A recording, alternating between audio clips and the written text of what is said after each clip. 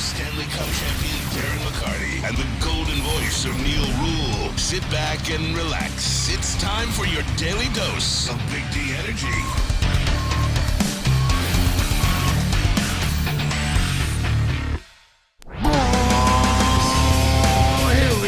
Yep, it's pontoon time, boys and girls. Off of my birthday weekend. Four-time Stanley Cup champion, Darren McCarty here.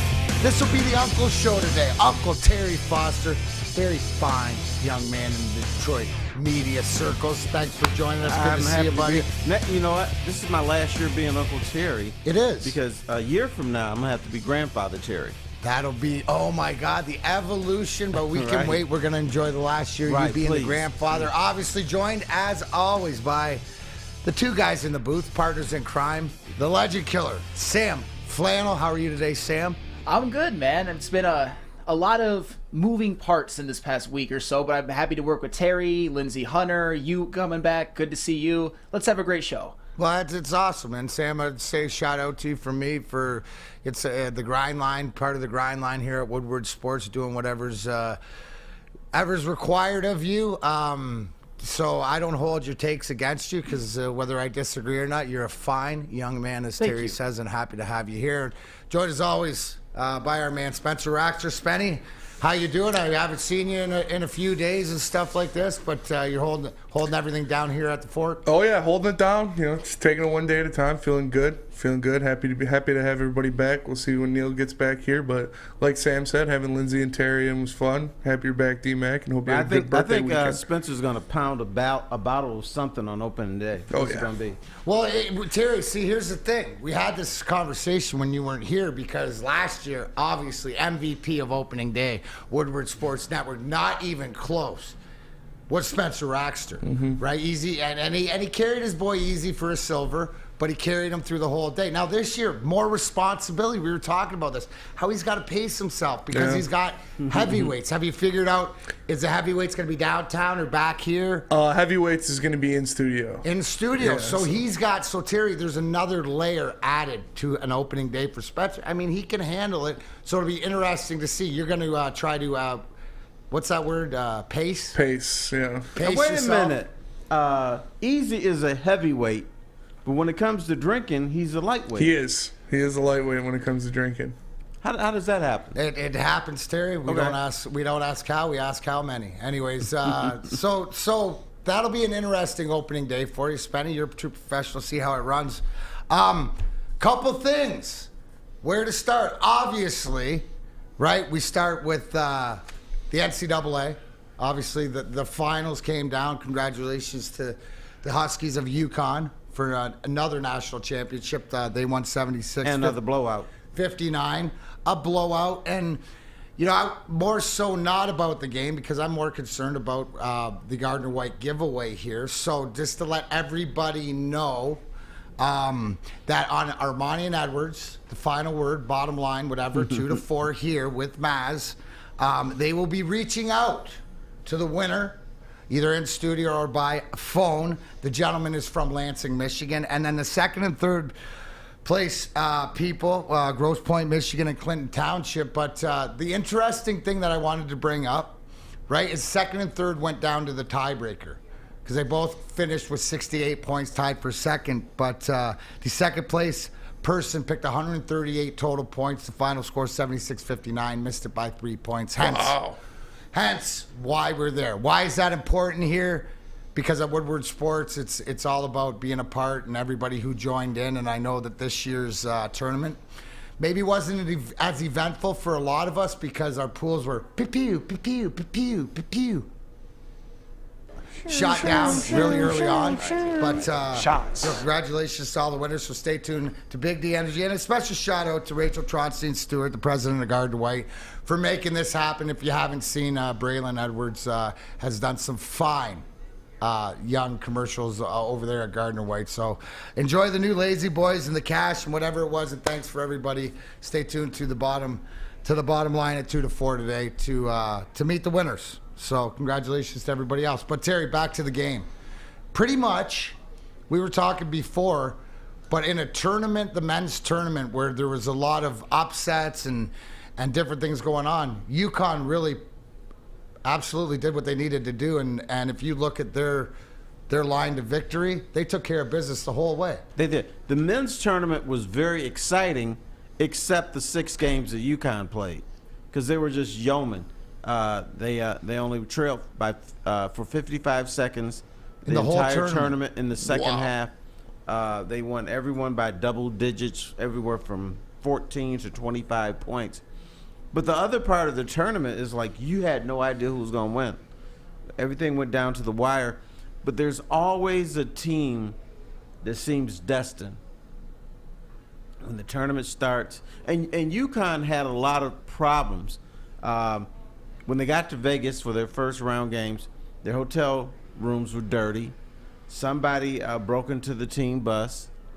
Their guard, Jordan Hawkins, had food poisoning from calamari. So they had more problems off the court than they did on the court, which is kind of weird. So does that, what you're talking about, so did we just witness with everything we're talking about, the one and dones and maybe the different, I guess more of the balance in the teams, what the adversity that UConn faced, that goes to culture, doesn't it? Does it go to culture, coaching, everything behind the scenes to get these guys to play through it and it to not phase them? Because really, you're telling all this information that comes out sort of after the fact or as it's going on, but it didn't affect them on the court. No, and the one thing that we never I'm not gonna say never, but rarely talk about in sports is mental toughness. We always talk about who's talented. We talk culture, but sometimes, quite often, there's adversity, and then you've got to put it beside put it behind.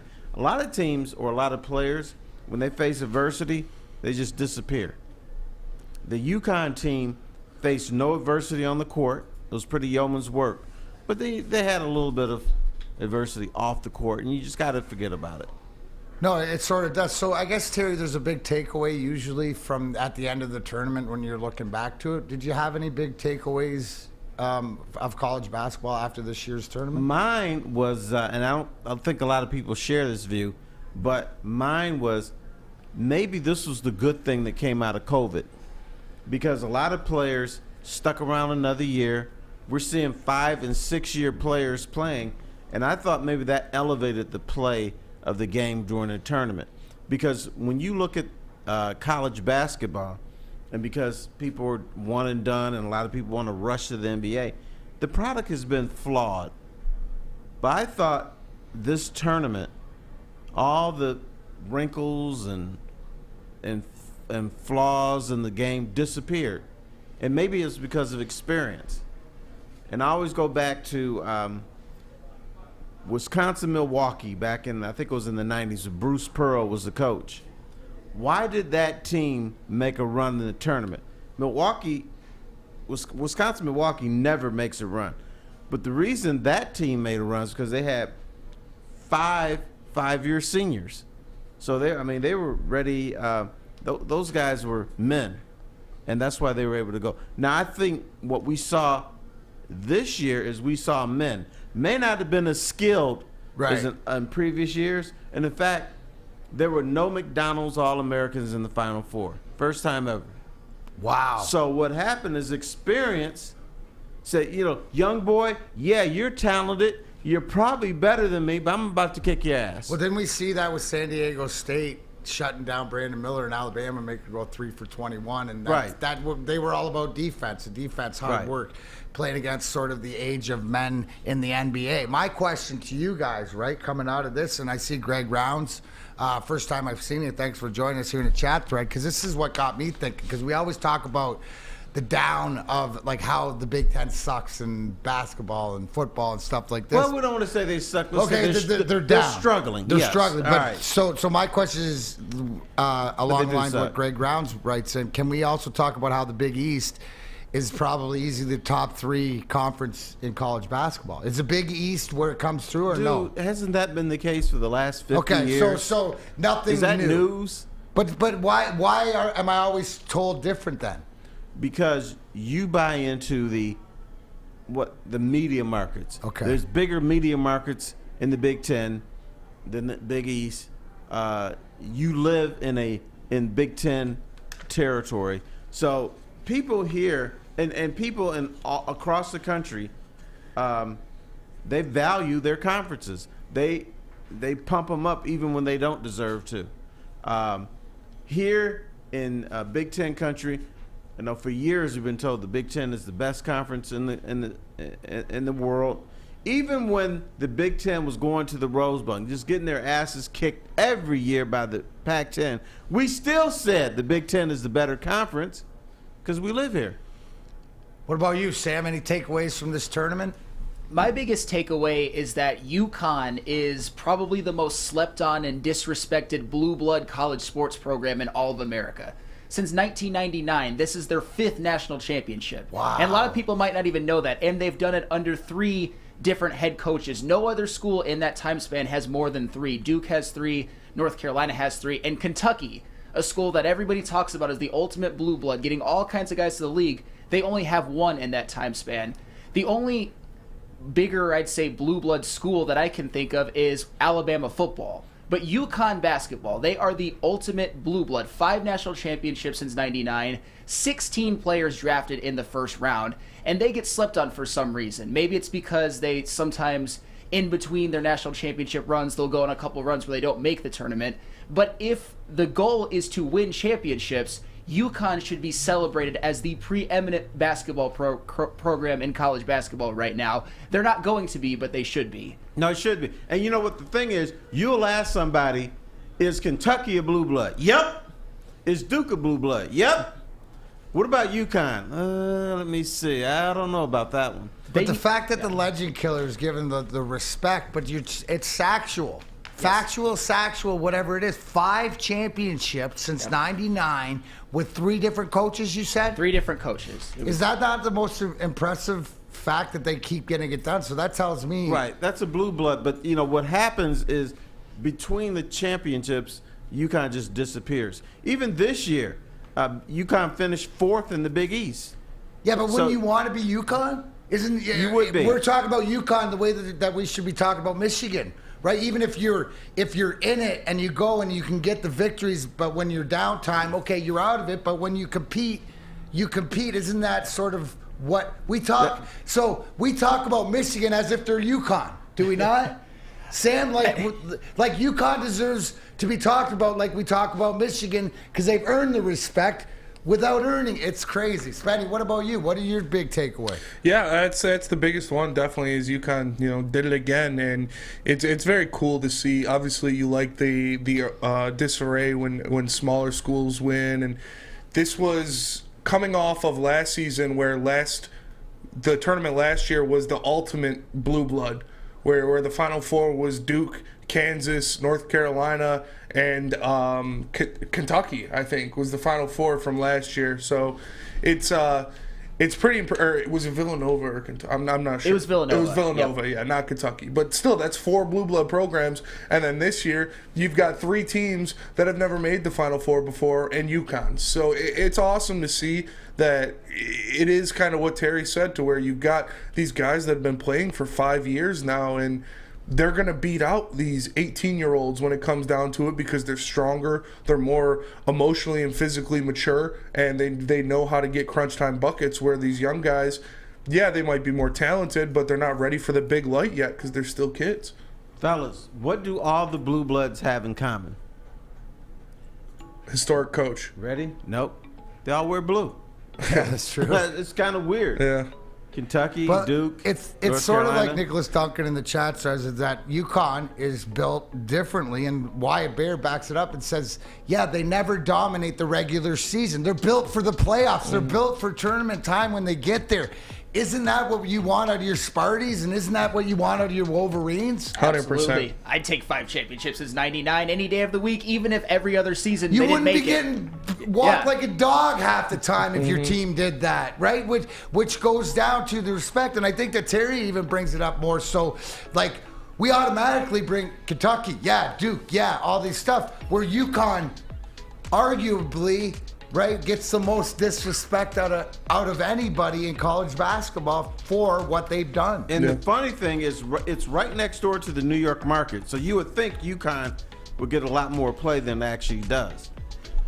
No, you would actually think. Anyways, we're going to take a drink of Cintron here and tell you about it because you get it. But when we come back, I'm going to stick to the college basketball because I felt that the men's college basketball wasn't the most entertaining. I wanted to talk about the women's and maybe the fact if any of you did watch the women's college basketball, and I know you touched on the finals yesterday, but let's hear from Cintron first. Absolutely. Cintron is the official energy drink of the Detroit Red Wings. Right now, they have an exclusive offer for Woodward sports fans for their limited edition Red Wings 6-pack, only $15 plus free shipping. Head to drinkcintron.com/Woodward and try it today. All 3 delicious Cintron flavors in one. Classic, sugar-free, and cranberry. That's drinkcitron.com/Woodward.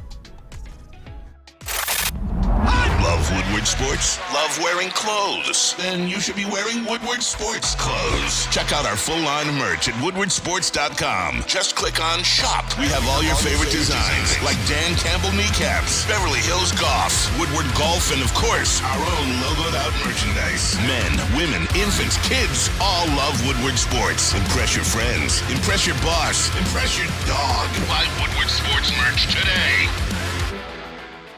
The sports marketing agency would not be who we are without great community partners like Higuera Health and Carol Zaniga. It's an awesome opportunity to partner with your organization. Higuera Health is a comprehensive behavioral health organization. We serve children through older adults with mental health, substance use, and developmental disabilities across Western Wayne counties, and really excited to now be in downriver communities as well. Give us a call at 734-458-4601. 3 NBA championships. Detroit fans were there. 11 Stanley Cups. Detroit fans were there. 4 World Series wins. Detroit fans were there. And that one Lions playoff win in 1991? Yeah, Detroit fans were there. Woodward Sports, where the fans are. Talking about custom health a lot around here. Dr. Jason can get you going, as he has with Ryan, who's been down over 18 pounds. Get your customized approach to weight loss. Think all the ways that weight affects you. Now, the custom weight loss, they got over 20,000 success stories. It has been their honor to help many professional athletes lose weight. Guys like Rick Mahorn, former Detroit Lion kicker Eddie Murray, and our guy Ryan Ermanni. We tell you about it today. So if you want to get into the weight loss and you want to do the work, give them a call today, 844-789-8446. That's Custom Health, 844-789-8446. Make sure you tell them Big D Energy we sent you.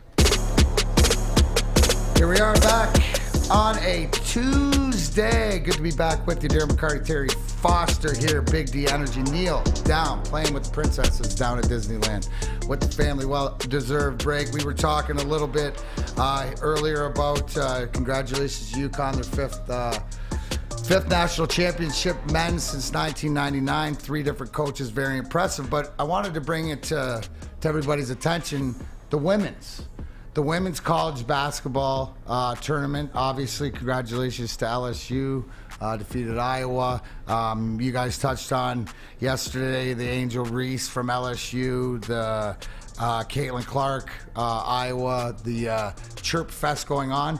I didn't want to touch on that. I wanted to touch on, did you guys watch any of this basketball, and was the women's basketball tournament not more entertaining than the men? I'm going to say no. I'm going to say the end of it was more entertaining than the men. The Final Four was more entertaining, but the totality of the tournament was not. I thought the men's tournament was terrific.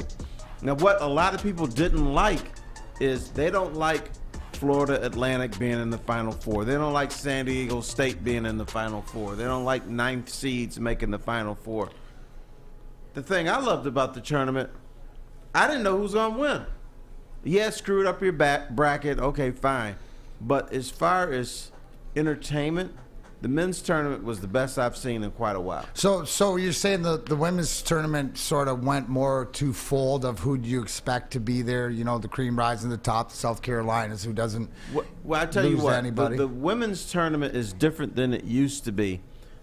In the women's tournament, even second and third round games, you used to get scores like 101 to 65. Those games have disappeared. there was a big gap in the women's, even between 2 and 3 seeds, there's a huge gap. That gap has disappeared. So now the women's games are very entertaining now. And then you had the You Don't See Me with Caitlin Clark and Angel Reese thing. That's what sells basketball. That's what sells sports. It's a controversy. Now, we don't want to admit it, but it's true. When that whole thing happened, the women's tournament just exploded. And you know what? I'm thinking when Caitlin Clark comes to East Lansing or Ann Arbor next year, I might go.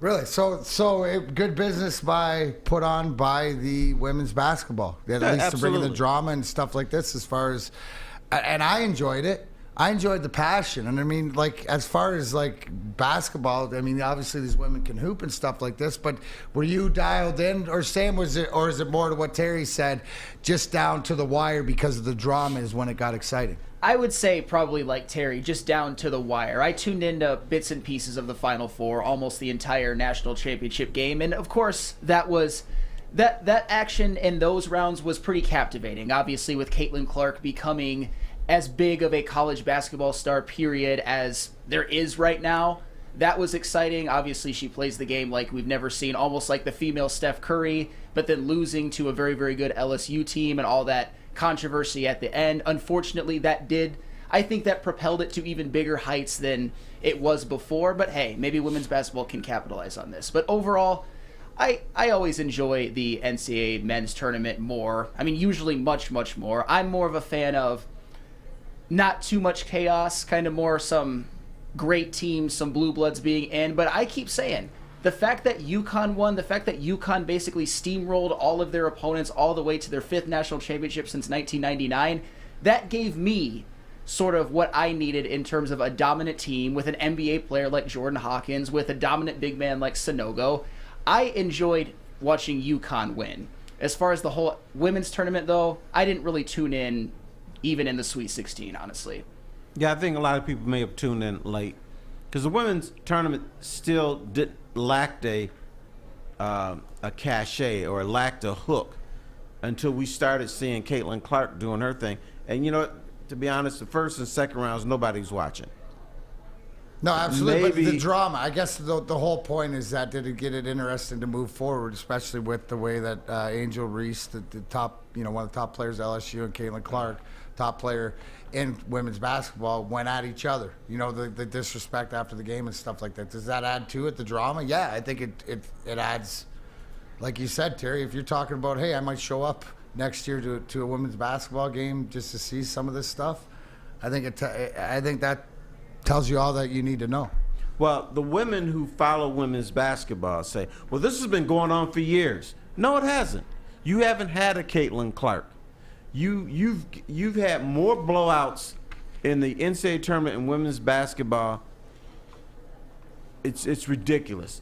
Before this year, you didn't want to watch the first, second, even the third round games. There'd be 40, 50-point blowouts. And I'm talking about the difference between a 3rd seed and a 7th seed. It shouldn't be that big of a gap. But now you're seeing that gap closing. You're seeing personality. You're seeing competitive. You're seeing a little hatred out there. Mm-hmm. Well, how about, here's the one shout out too, and this is obviously a little bit of bringing it up, but look at LSU. It's LSU, and I don't think to the extent of UConn men's basketball disrespect, but this is a female team that's won national titles. Their coach has won a bunch of titles. He won it as a player. Stuff like this. And your coach looks like Ric Flair. Woo woo. Have you seen those outfits? Woo woo. Coming down from the south. No, I think it's more entertaining, and I guess my whole point of the matter is that if you haven't watched it, it's exciting. Is women? We always talk about, right? We all agree here that women's college softball is entertaining as hell, right, Sam? Well, absolutely. When the women's I watch softball, it every so spring. did the basketball, women's basketball, maybe gain that sort of level, not too must see, but when it comes across people's radar, hey, I've heard of that person, stuff like that. That's all. Is it helping the women's game at all? Yeah, definitely. And I think it was because the women's Final Four especially kind of had the complete opposite of what the men's Final Four was. You had the dominant team in South Carolina, one of the undefeated team. You had them go down. You had the star power in Angel Reese and Caitlin Clark, and you had the hatred factor. You obviously, I'm sure they don't actually hate each other, but on the court, you hate each other. You're going at it. You have the villain persona. So it was a lot more to grab onto, and there were definitely more storylines in the women's Final Four than there was the men's. But what happens from this point forward with women's basketball? People I talk to in sports say a sport cannot explode until men watch it, until men are interested in it and say, I'm going to watch this. Because women don't watch women's sports. Do you know what the most popular sport amongst women is? NFL. Hockey. Nope. NFL. NFL. A lot of girls do like hockey, though. That's for sure. No. Trust me, Spenny. I know. They do, but I'm saying that in the grand scheme of things, the NFL for women is the number one thing. And what newspapers and media organizations did to attract women, they would try to cover women's basketball. Now, if you want to attract women, you write more about the NFL, which happens to be the number one sport for the fellas, too. No, I just think, and a lot of too, I see in the chat thread is the dominance of the UConn women's with Dino Ariyama and the undefeated for so long. People get bored, right, of the same team winning over and over and over again. So I think that maybe the fact that we saw the competitiveness and maybe some new teams or some old new teams come back where it's more competitive, that it draws the line to it. So I just wanted to touch on that. I think that the women always deserved it. I think that, like Spenny said, it was the opposite of what the men's, and it was entertaining, but I think people tuned into more. Whether they like the drama like Sam does with some of the top few players going at each other, that's the way it is. It's the same thing as if I was going to go get lunch today, Spenny. Yeah. Where am I going? Well, there's only one choice if you really want to go get lunch, and that is Cousins Bay and Lobster, obviously, because Woodward Sports is brought to you by Cousins Bay and Lobster, Detroit. Check out their food trucks rolling around the city, offering the tastiest lobster rolls, lobster tacos, and more. Go to cousinsbayandlobster.com and search locations to find the Detroit schedule, or download the app and order ahead to earn points. You can even scan that QR code right there and figure out where they are rolling around the city. Make sure you check out Cousins Maine Lobster. Introducing the Planet Fitness Guide to getting that post-workout glow. Step 1. What's your why? More epic energy? Better sleep? Blow off steam? Step 2. Join Planet Fitness for just $10 a month and get moving in our clean and spacious clubs. Step 3. Bask in that post-workout glow. Join Planet Fitness today for just $10 a month. Join today at any of the 50-plus Detroit area locations. It's a great day to get some Centron in your life. Okay. There it is. Centron, here we go. Gotta grab the cranberry. Oh wait, it's 2 for $4. Gotta double up with the classic as well. Centron World, baby. Centron, available at select Krogers, and if you wanna know how, go to @CentronWorld.com. You get dope like me. You know what? Why wait?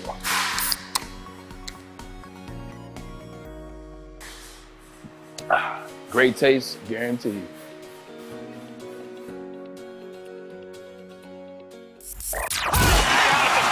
Can't get enough Woodward Sports content? Head over to woodwardsports.com right now for up-to-date sports articles and great entertainment news. We have the best writers, bloggers, and coverage all at your fingertips. Head to woodwardsports.com right now to experience all Woodward Sports has to offer.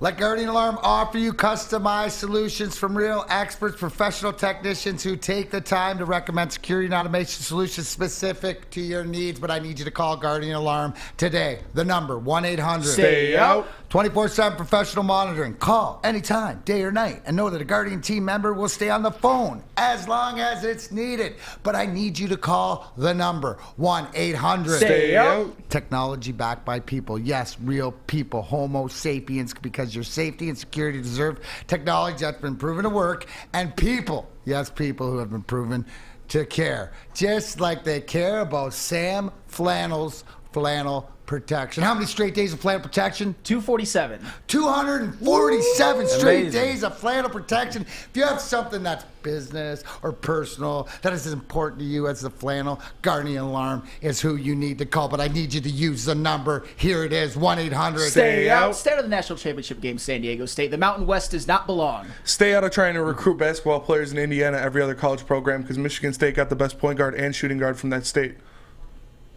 You have anything to stay out, Terry? Huh? Stay out of Terry's kitchen. No, There you go. Guardian Alarm, your local security expert. Sell it, Big D Energy. We sent you. Stay out my way. Stay out of his way. Back here, Big D Energy on a Tuesday. Darren McCarty, Terry Foster, the Legend Killer, Sam Flannel, and Spenmo Rocks. Yes, we're doing it. Neil is down with the Disney princesses in Disney World, so hopefully he's having a good time. Hope he's not getting into a fight with the governor down there. Oh, DeSantis? Yeah, DeSantis. They're fighting Disney, and Neil's just down there taking pictures with princesses and having a good old time. That's what he does. Report on it. Not in his wheelhouse. I think he's trying to top me and Minnie Mouse. That's what he's trying to do. We got that vibe, but the pictures with Belle and all the princesses. So hard to it top is a Minnie friendly Mouse, competition. Minnie Mouse is the queen of Disney. It's hard to top her. It is. Haven't been there. Anyways, couple things later in the show because I'm driving this pontoon. If you haven't heard, Endeavor has purchased, who owns the UFC, has purchased the WWE. So my go-to in the wrestling information, obviously with WrestleMania coming off this week, we're going to join my boy Ango, who does the Ango Show on YouTube.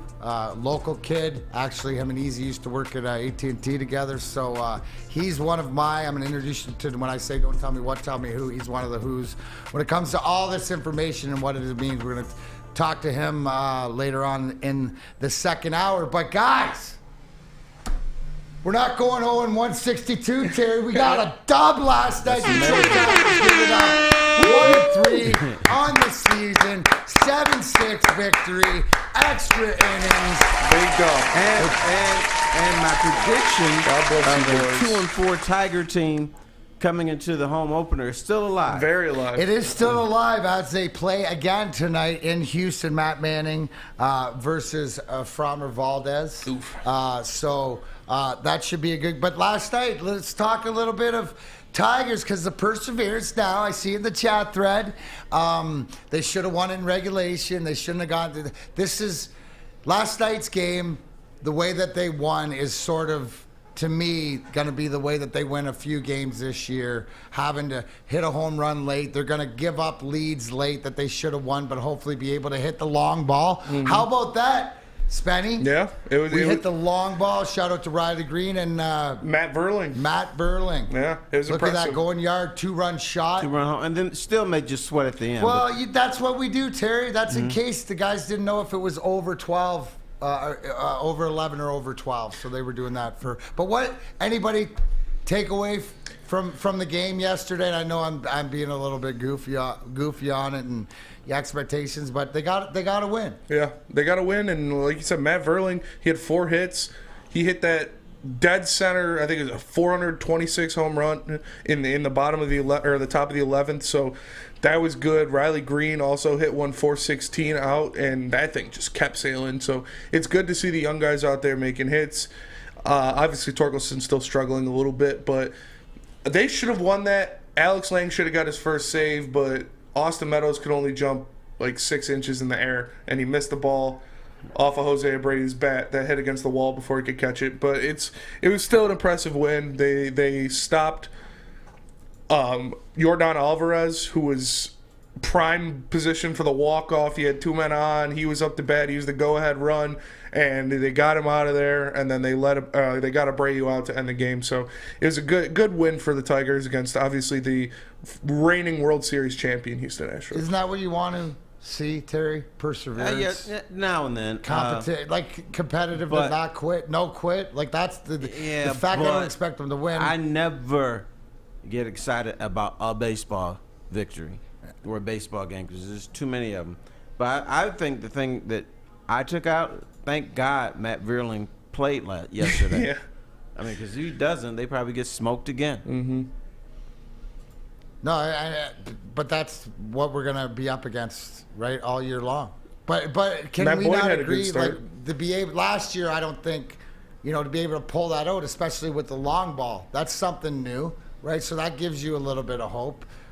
My hope is that they continue to play hard. The lack of ability, but they give you something that they go out and they give that effort. And I don't care what it is. When you can beat the Astros, that's we said that it was going to be a tough start to the season.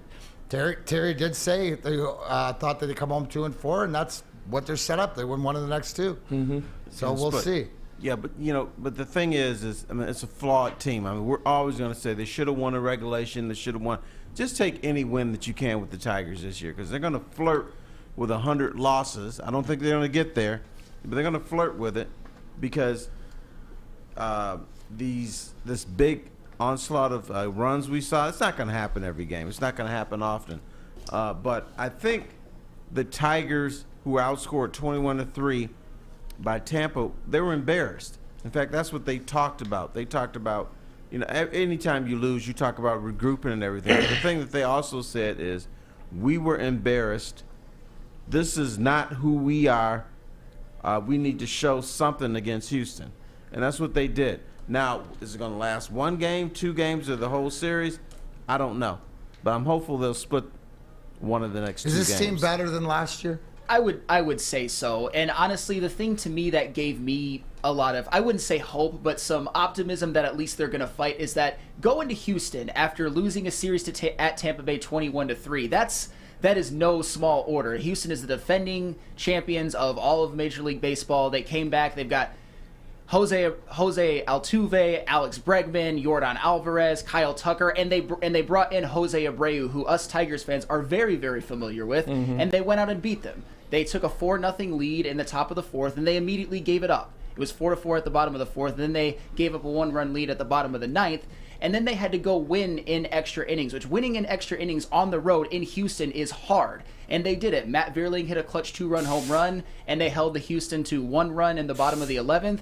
And I also got to give a shout out to Riley Green. He's a guy that I think all of us as Tigers fans have high hopes for. He was one of the few younger guys who we looked at as showing quite a bit of promise, although his production tapered off at the end. Him being good is huge for the Tigers moving forward. So we saw some things in last night's game, albeit 1 game out of 162, that are promising. Are they still going to be bad this season? Absolutely. But I like to see them get those pulling victory out of the jaws of defeat. That is a team that is ascending. That's something they need to do, and they did it last night at Houston, defending World Series champions, the preeminent winning baseball franchise of the past 7 or so years. Great win. And I'll tell you what, I know it's only been 4 games, but AJ Hinch has made some questionable decisions already that I've been looking at on when to pull a starter or pulling a starter too late or too early. I thought in the first couple games in Tampa, he made a too late decision to get the guy out of there. And then in this game in Houston, I think he pulled Matt Boyd a little too early because Boyd was cruising. He had a rough first inning, but he was pitching well, and he gave up 1 run. There was only 1 man on, and they pulled him, and they bring in Cisnero, and he hits a batter, walks a batter, and then throws Yordan Alvarez a meatball 95 down the middle, and he golfs it out to center field to tie the game. So I know, I like Hinch. I think he's a good coach, but he's made a couple questionable decisions on when to pull starters already this year.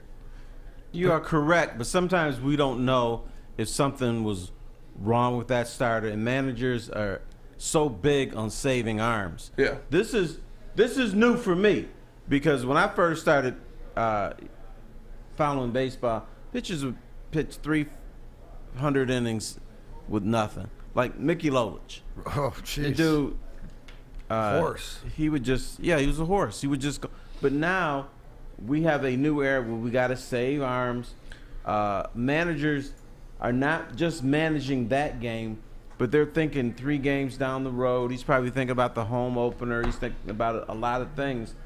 And sometimes when you do that, you lose games. And I understand Matt Boyd especially is very pivotal for the starting rotation because he is the guy that is kind of the holdover for Skubal and Mize because either of them are not ready yet. So you need him because he's the guy. Like, all right, Matt Boyd, every 5th day, you're going to get a solid 5 innings out of him.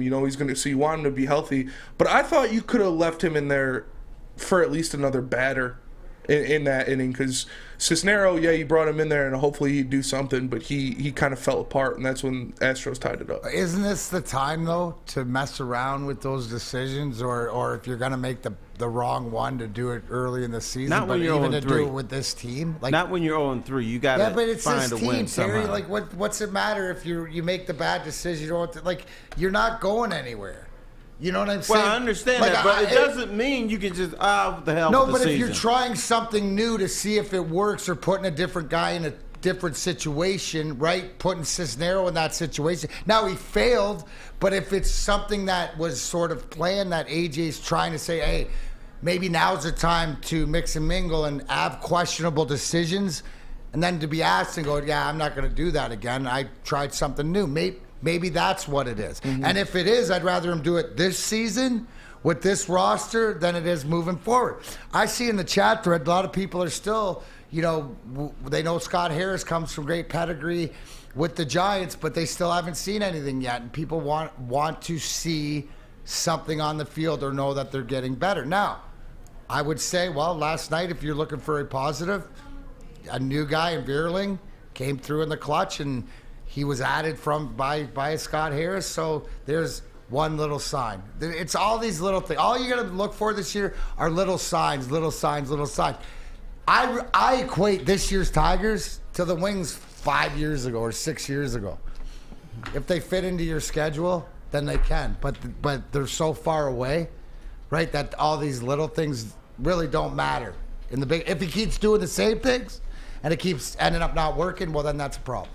No, you're right. It doesn't matter, but you still, as a manager, your job is to put forth your best foot every time you go out there. No, you're right. And more times than not, you're going to fail because the ball club is flawed. But are you, if you're in AJ Hinch's position, Terry, aren't you willing to do more risque things right now? Because at the end of in the whole scheme of things, that it really doesn't matter at the end. If you can do something that, hey, wow, I'd never done that before and it seemed to work. Maybe that's what they're trying to do. It could be. And also, I have this could be AJ Hinch's last year in Detroit. He knows he's going to have a flawed roster. And it's not just going to be this year and next year. He's going to have this for a while. And so I think AJ Hinch may, at the end of this season, say, peace out, I'm out of here. Well, there it is, and maybe that's where we're at right now. Maybe as a lot of us thought when AJ Hinch came here to change everything around, but again, is he going to want to wait the 5, 6, 7 years? Or 10 years. Or 10 years, or what? Is that what you I said, Neil and I were talking, if I put the clock on, I'm putting 900 whatever date, 6 years. 6 years before we get back. Am I wrong with that? Oh, you could be right, but you should be wrong because the Tigers play in a bad division. What teams do you fear out of the division? Minnesota? No. Cleveland? Cleveland is probably the class of the league, but they're not that great. Yeah. Kansas City is Kansas City. And Chicago's got the talent, but they can never pull it together. Chicago's got the talent, but they can't pull it together, and they lost to Abreu. So. Right, but I'm talking about the totality of the last 15, 20 years. Yeah. Oh, yeah. And what I see the next 10 years, Cleveland is probably the class of the league. Are they world beaters? I mean, Chicago, I'm sure if you're a Chicago White Sox fan, you have a team in Chicago, you feel that team should dominate a piss-poor division. Yeah. But we who live in Detroit, we know that people love baseball here. We've seen greatness out of the Tigers. We believe the Tigers should be that team that contends for the division title at least every 2 to 3 years. Mm-hmm. And even when it goes through a rebuild, it should be back within 4 or 5 years. Because you're not competing against the Yankees and Tampa and San Francisco Giants. You're battling against Cleveland. They're not even Indians anymore. The Guardians, for heaven's sake. No, but it's time, and I think that, to your point, Terry, out of this conversation, it's a fact. Is AJ Hinch on not a short leash, but does he want different things, and is he going to move on? So it's something to watch. But to your point, Matt Manning on the hill tonight, Spenny, we'll see maybe some of these decisions. I think Nick was the one that brought it up in the chat thread. Is that Turnbull too long, Boyd too short? Just observations we're making early in the season. We'll see if it continues. When we come back, we're going to talk some football. We got a lot of stuff to talk about. I want to see where you're at as far as Brad Holmes sort of having carte blanche going into the draft, and who's more important to have a big sophomore season. Anyways, when we get back, but I know where I'm going for lunch today. Spenny, you? Yeah, obviously it's got to be Big Boy, because Seafood Fest is back at Big Boy, so catch it while you can, because some new favorites during Lent, like the shrimp Alfredo, shrimp stir fry, and new fish sandwich. Don't forget the all-you-can-eat fish fry buffets on Fridays, so make sure you go to your local Big Boy today and satisfy those taste buds. Saturdays at 1 p.m. Make sure you're watching WoodwardSports.com for our new show, Chompin' Puck. He shoots! He scores! With four-time Stanley Cup champion Darren McCarty and Michael Gentry, Chompin' Puck is taking the Detroit hockey community and giving them a voice. Pros to Joes. You'll get the best Detroit hockey coverage around. Chompin' Puck. Saturdays 1 p.m. on WoodwardSports.com. Walk into any Lady Jane's Haircuts for Men for an award-winning haircut experience and automatically enter for your chance to win not one, but 2 vehicles of your choice, courtesy of Les Stanford Buick GMC of Ferndale. That's right, 2 cars, one for you, one for your wife, your girlfriend, or your best bud. Lady Jane's Haircuts for Men, open 7 days a week. Walk in anytime, sign in, sit down, watch your favorite team play, and before you know it, your hair will be game ready. Let one of our talented, award-winning stylists make you look handsome and clean. Lady Jane's Haircuts for Men. It's wicked awesome. We aren't quite sure if they consume more beer or sports. Either way, the heavyweights are here. Live on Woodward Sports, daily 5 to 7 p.m. Chili Peppers Tanning is where you'll find the cleanest salons in the D, with spotless, sanitized rooms and trained and certified tanning professionals. Join the Pepper Club for all the best deals. They'll beat all competitors by $5. Don't forget to pick up Australian Gold, Designer Skin, Caltan, and Swedish Beauty lotions. ChiliPeppersTanning.com. The hottest bulbs, the hottest deals, the darkest tans, your vitamin D headquarters, 27 locations, and more on the way. It's Chili Peppers Tan. Chili Peppers Tan. Welcome back. Here we go. Big D Energy here on Tuesday. Terry, Foster, Darren McCarty. We were just going to get talking to some Lions stuff, and I haven't been here in a week, so I know the draft is getting closer. Everybody's getting excited. Time for Brad Holmes to cook. Obviously, this is the time, I've said it before, this is where he's the grill master. Time for him to walk up to the barbecue and put it on and get it going. Has anything changed, Terry, between here in the last week, stuff like that, as far as I know that the Jalen Carter, obviously conversation comes out and we're talking about character-wise. Obviously, Anthony Richardson had his pro day. We saw him ring a ball off the roof and throw a ball there. Has anything changed as far as this, or did you still expect Brad Holmes and the Lions at number 6 to be ready to cook no matter what they do? Nothing has changed, but we're going to find out a lot about Brad Holmes depending on this draft. Is he a risk taker? Is he a risk taker from the fact that he may draft Jalen Carter? Or is it the same Lions tradition that there's too much smoke behind the guy, we're going to back off of him? Is he a risk taker in the fact that he's going to take a quarterback early in this, in this draft? I don't think he will, but I don't know him. So that's another risk that he could do. Or does he stay tried and true, trying to build this thing the right way, slow and steady, and focus on defensive tackles, maybe a safety, maybe a wide receiver somewhere? So we are going to find out more about Brad Holmes. A lot of us respect him. A lot of us trust Brad Holmes. But what we haven't seen yet is him being a risk taker, and maybe he's never going to be one. Maybe this is not his MO, but this is the season to see if he's willing to take that risk that will have people here screaming bloody murder either way on So whichever you brought way up he goes. Jalen Carter, and Jonesy brought up a question that I wanted to ask you. He's declining visits to teams outside the top 10. Does that worry you more? Is that more of a character flaw, or is that something that happens to guys that are expected to go higher in the draft? How do you, with everything that's gone on around Jalen Carter, for him to come out and say this, is this not more of a red flag than not? Or do you not put it? It is a tiny red flag, but I also think it's bad advice. It's not like Jalen Carter is the number 1 pick with no character flaws, no controversy around him. If that were the case, then that would make total sense. But he had the racing thing. He's had a bad workout. Jalen Carter needs to be kissing everybody's ass to make sure he's a first-round pick. So what you're saying right now is you could see the fact that he may fade right out of the first round or fade down. One of these guys that drops as far as 19. As far as 19, wow. Right, but I think there might be a little wink deal with the Chicago Bears. Get him. I think they have 9. But you know what? The dangerous thing about the draft is there is so much crap thrown about. And a lot of times it's from different teams who are hoping and praying a guy like Jalen Carter dips or drops, and they can say, hey, we got him. Isn't that, but listen, when I'm listening to you say that, and I'm going, wait a sec.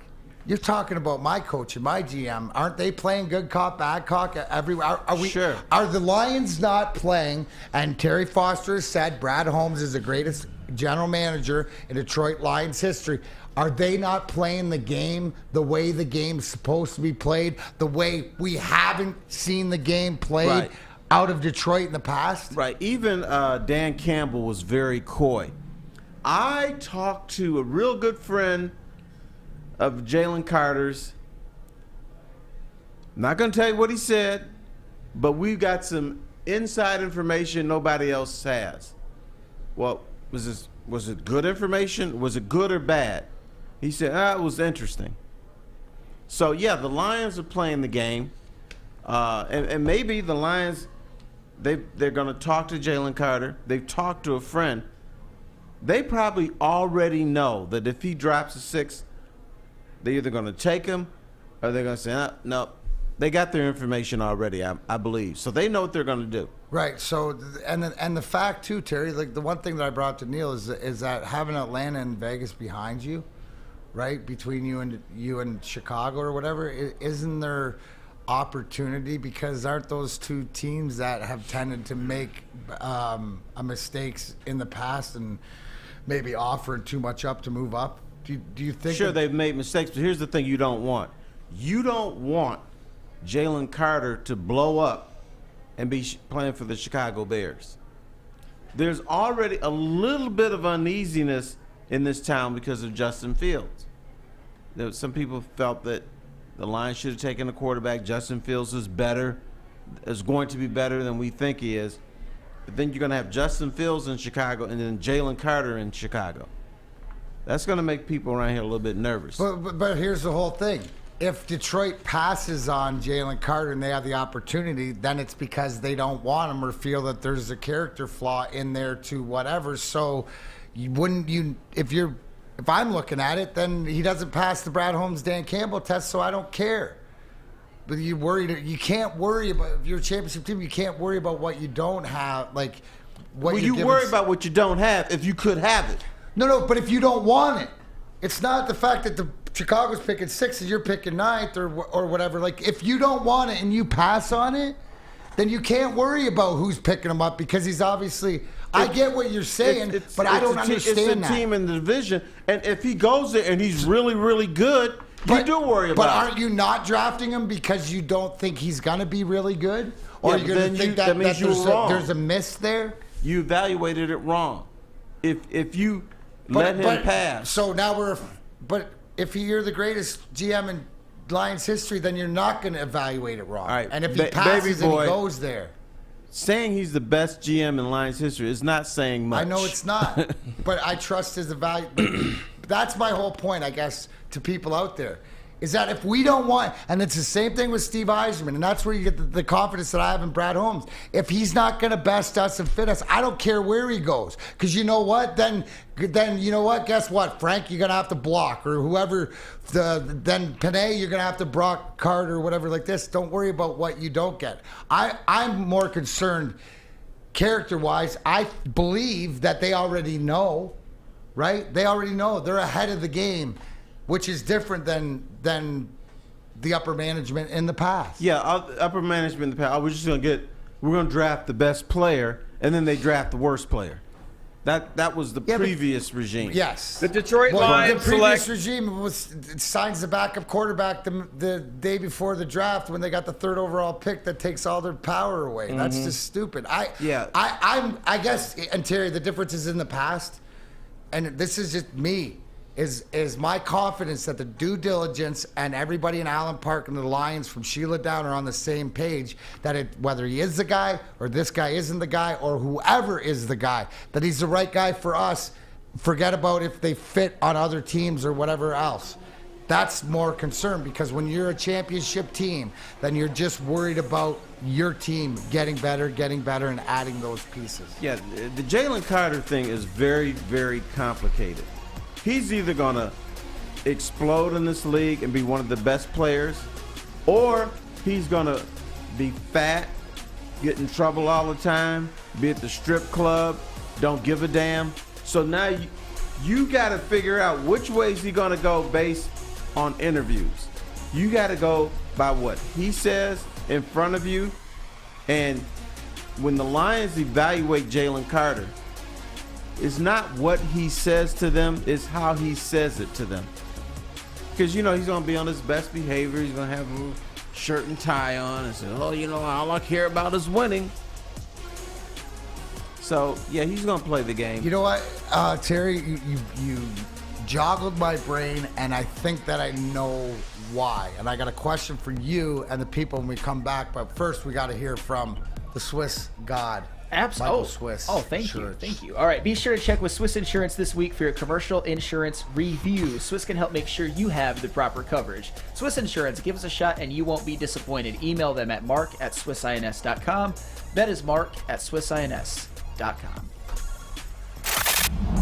Love Woodward Sports? Love wearing clothes? Then you should be wearing Woodward Sports clothes. Check out our full line of merch at woodwardsports.com. Just click on Shop. We have all your favorite designs, like Dan Campbell kneecaps, Beverly Hills Golf, Woodward Golf, and of course, our own logoed out merchandise. Men, women, infants, kids all love Woodward Sports. Impress your friends. Impress your boss. Impress your dog. Buy Woodward Sports merch today.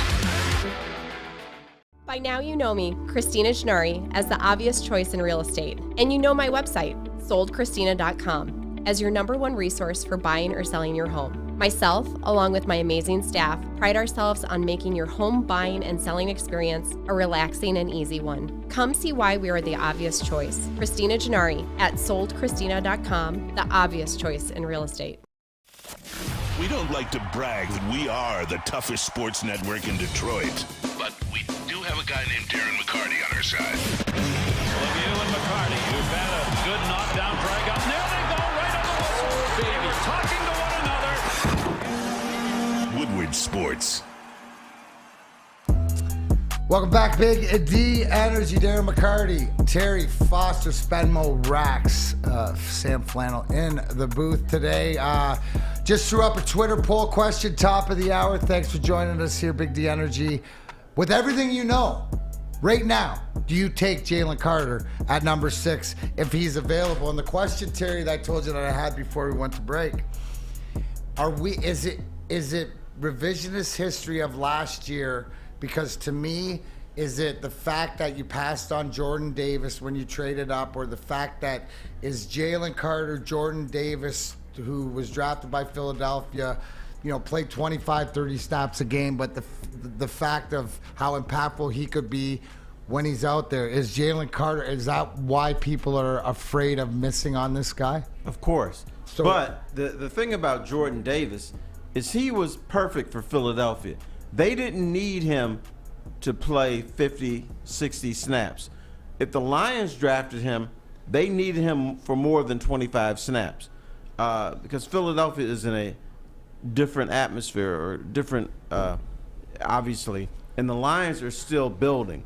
So a guy like Jalen Carter, he's got to be part of the rotation. He can't be a backup. He can't be a situational player for this team because it's still building. So that's why the Lions must have a very thorough interview. Now, if you interviewing Jalen Carter and he goes up there and says, hey, look, to Brad Holmes, I respect what you guys are doing. I followed you. You don't have to worry about me. I'm part of the team. I love your culture. I want to be a part of it. Then maybe you take him as opposed to, hey, I respect your culture and I followed you at the end of last season and you guys are good. So he's following a script rather than being sincere. So that's why I said you got to evaluate him based on how he says things, how he conducts himself, rather than what he says. We already know what he's going to say. Brad, please draft me at 6 because I want to get paid. Or the Detroit Lions select. The Lions are a good football team, and I want to be part of that. So it's different than Jordan Davis because they could use Jordan Davis as a luxury, as a backup because they had Jordan Brandon Davis Graham. had major flaws. Jordan Davis couldn't play a full game. Right. But it was more of a luxury piece where Jalen Carter or whoever you pick at 6 has to be impactful all the time and things like that. Well, that's perfect segue. And perfect segue into the top of the hour, which, by the way, to let everybody know who entered our Woodward Sports Gardner White Bracket Challenge today on the bottom line with Ermanni and Edwards. They will be talking to the winner and announcing the 3 winners. Thank you for everybody for playing, so stay tuned for that. But right now, Spenny, it's time. PFF's perfect picks for the Lions at 6 and 18. And I know I've been waiting for this. What do we got? And you look at it right there. Now, take it for what it's worth. But the perfect first-round picks for multiple teams with first-round picks. Number 6, Anthony Richardson. And number 18, Kalijah Cansey. So, how do we feel about what PFF has to say, Terry? Do you think there's a chance that if Anthony Richardson's there that they select him? Or are you more in my boat that if Anthony Richardson is available, that will mean a team behind you will trade up for him? Once again, we get to find a lot about Brad Holmes. If he's a risk taker and he's looking toward the future and is willing to sit this guy for a few years, then yeah, he could pick Anthony Richardson. He's not going to pick Anthony Richardson to take over this season or the season after next. It's a risky move for the Lions to take because this town loves the backup quarterback.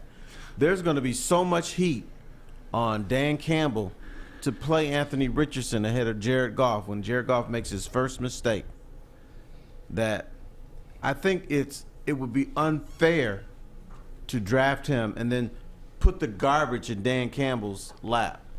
Okay, Dan Campbell, you have a guy that a lot of people in Detroit want to see start because they're not behind Jared Goff. So now you got the garbage. Coach, you need to figure this out because as soon as we bring him in, you're going to be under a lot of heat, a lot of scrutiny.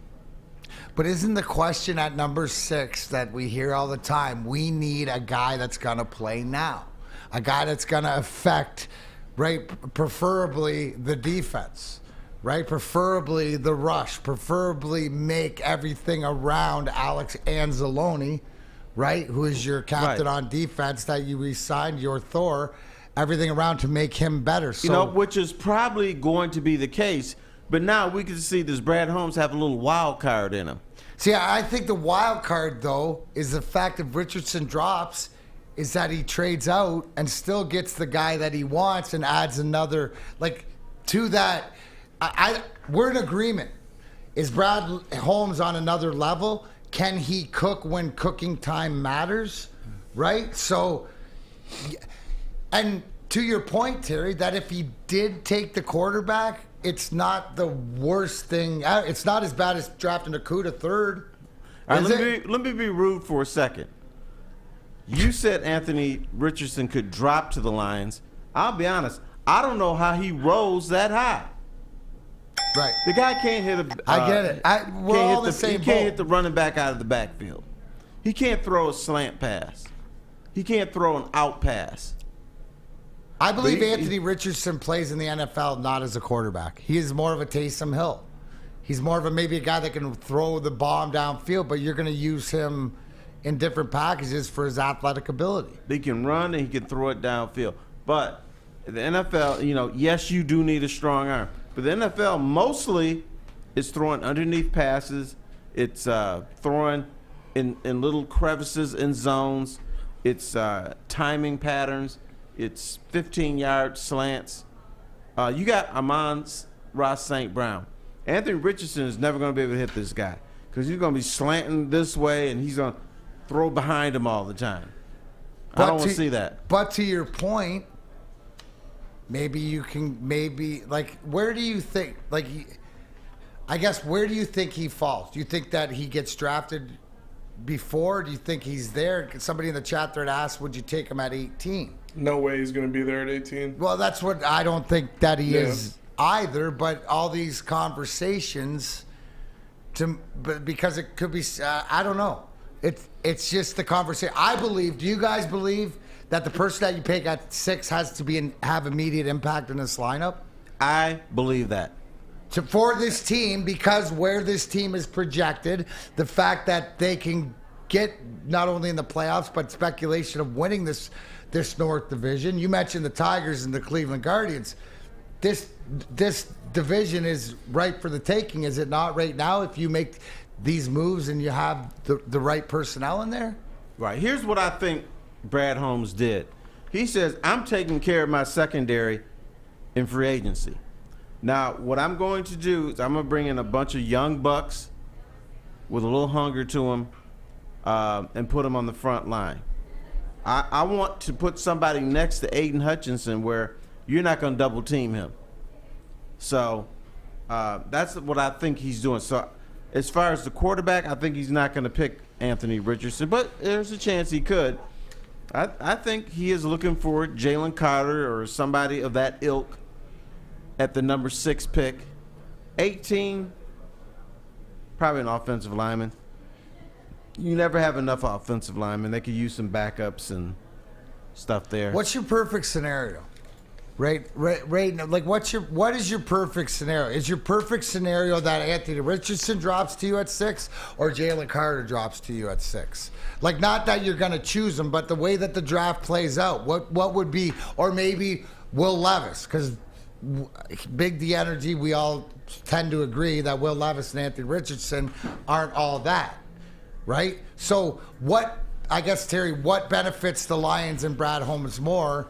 If Carter drops to them and somebody else wants them, or a quarterback drops to them? I think it's Jalen Carter. Okay. If he drops, that benefits the Lions more because he will play.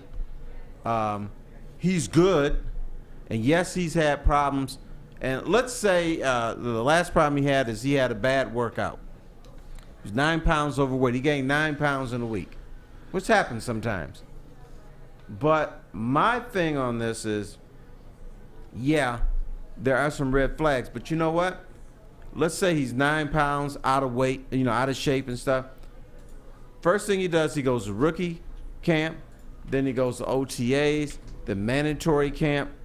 They got 3 months to mold him into a killing machine again. It's not like he was never a killing machine. He was a killing machine in November. Now we're talking about in February he was not. The Lions have this culture. They got 3 months to work on this guy, and they got other players who are willing to play the role to mentor him. That's why it does not worry me. What I'm hearing from you, Terry, right, is that finally in Allen Park, in the Lions organization, where they can embrace sort of a project Right. Because they have the work ethic and the culture, if they believe can help and turn this kid around physically, mentally, or whatever, they have the leadership in that building, in the front office, and on the team to do that, right? That's what I mean. Am I hearing that? You're, like if Bobby I Ross, absolutely 100% agree. This move would never have worked 2 years ago. If Bobby Ross or Matt Patricia were the head coach now, I'd be up here trembling saying, gosh, Lions, please don't take Jalen Carter, because I know it wouldn't work. Their solution would be, let's cuss him out every day, call him all kinds of names, call him fat, and that's going to motivate him. No, that's not going to do that. Jalen Carter seems to be a guy that needs a lot of people to support him, a lot of people to change his mindset, and he needs to be around players who are going to say, Jalen, I'm going to grab you. You're going to be my little brother. This is how we're going to make this next step. Yeah, coaches are going to yell at him now and then. That happens and everything. But the overriding theme won't be, let's just cuss his ass out and whip him into shape. That's not going to work with this guy. No, you got to, when you are around better people, talent, locker room, you go with the flow. You're either in or you're in the way. Sort of like at Planet Fitness, if you want to get your workout in, worry-free, Spenny, where would you go? That's for sure. You know, if Jalen Carter wants to lose those 9 pounds, he can just hit up Planet Fitness, because Planet Fitness is not only the studio sponsor of Woodward Sports Network, but is the home of the judgment-free zone, where you can work out in a non-intimidating, judgment-free atmosphere. The gym that has always been known for being clean is now cleaner than ever. You can get a full-body workout in just 30 minutes of the 30-minute circuit, and all memberships include fitness training. You get all that for just $10 a month.